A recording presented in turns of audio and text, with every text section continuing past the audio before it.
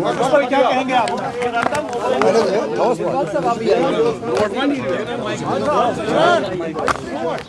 Sir जो ban लगाई गई क्या कहेंगे?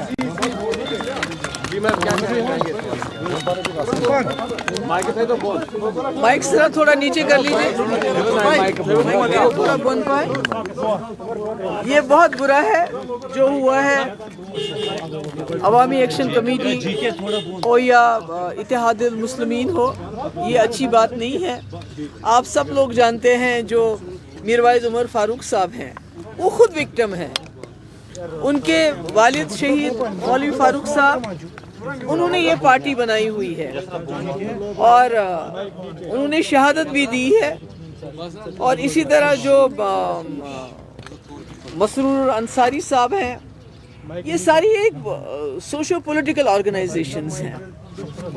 तो मुझे एक चीज़ समझ नहीं आती कि एक तरफ से गवर्नमेंट ऑफ इंडिया ये समझती है उमर फारूक साहब की नज़ाकत को, और जिसकी वजह से उन्होंने उनको Z+ कैटेगरी की सिक्योरिटी दी है एक तरफ से, दूसरी तरफ से उनकी पार्टी को बैन कर दी है।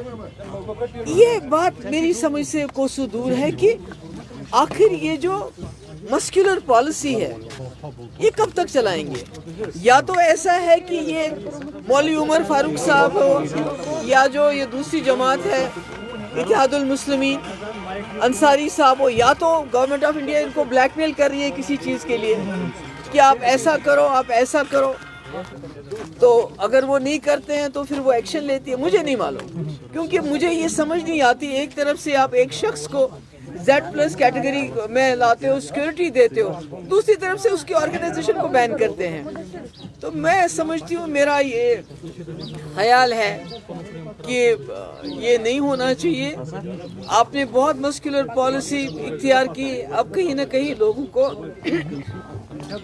हीलिंग टच की ज़रूरत है, नरमी की ज़रूरत है।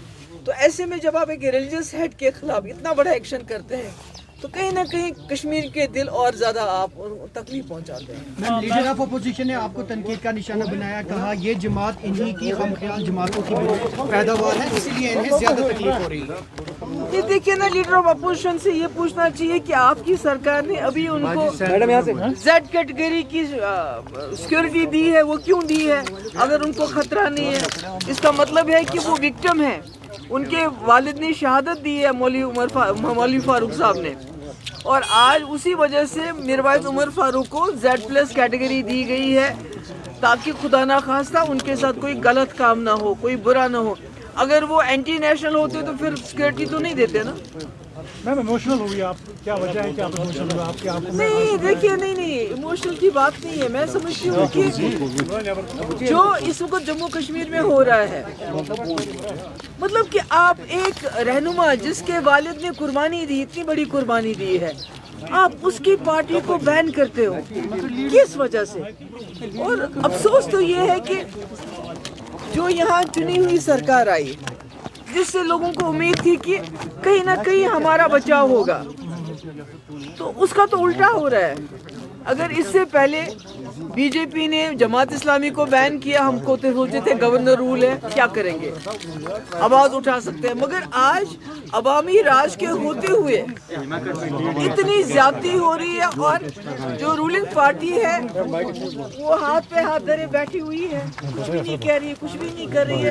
तो उससे मुझे लगता है कि और ज़्यादा जो है ये मामला और ज़्यादा संजीदा होता जा रहा है। और कहीं ना कहीं इस किस्म के एक्शन जो पहले हमें लगते थे एबनॉर्मल है, गलत है, आज कहीं ना कहीं जो रूलिंग पार्टी के खामोशी की वजह से, चुप्पी की वजह से लगता है ये तो नॉर्मल है, ये तो सब ठीक है।